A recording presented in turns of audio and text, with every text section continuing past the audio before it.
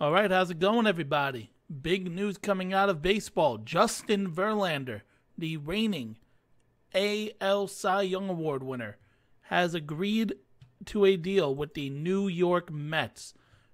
Right now, news is just coming out, but we have it as a 2-year, $86 million deal. According to ESPN's Jeff Passan, there is a third-year vesting option. Now, this is a big swing for the New York Mets. They just lost Jacob deGrom. Verlander turns 40 in February. He's returned from a Tommy John surgery, and he is ready to basically pitch in the National League for the first time in his career. So that's going to be an interesting matchup. Again, 40 years old, getting at least a 2-year deal is a big way for the Mets and Steve Cohen to basically say, hey, we lost Jacob deGrom. We're going to replace him with a Cy Young Award winner. Now, it's going to be interesting because I don't think this Mets team is as good as the Houston Astros, obviously. The Astros just won the World Series. And Verlander seems like he is going to continue to dominate. If anything of last year really showcases that. He was 10th in the AL MVP award race.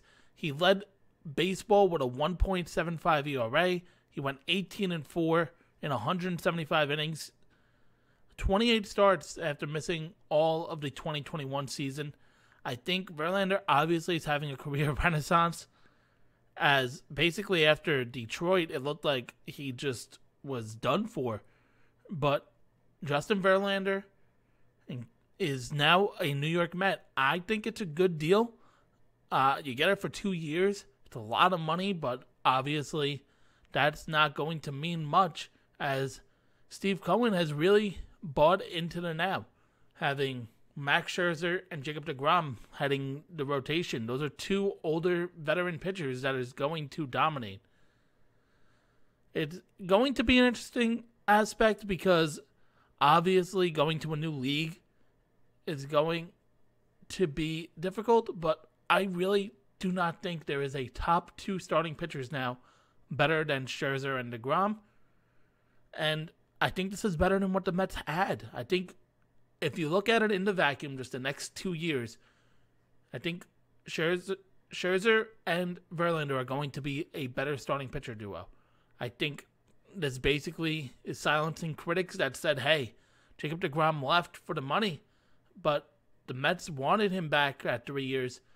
I think New York understands this is their window to really compete.